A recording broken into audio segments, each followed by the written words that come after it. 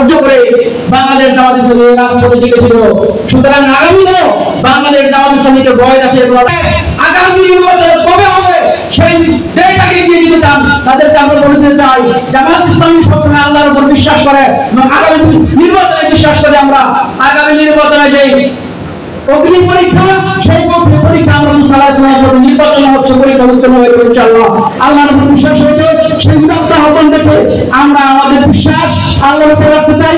কোন দানবী শক্তি, কোন অর্থের উপর আমরা বিশ্বাস রাখতে চাই না।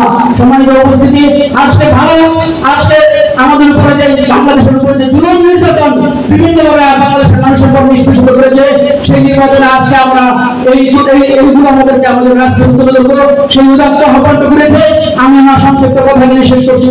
আসসালামু আলাইকুম ওয়া রাহমাতুল্লাহি ওয়া বারাকাতুহু।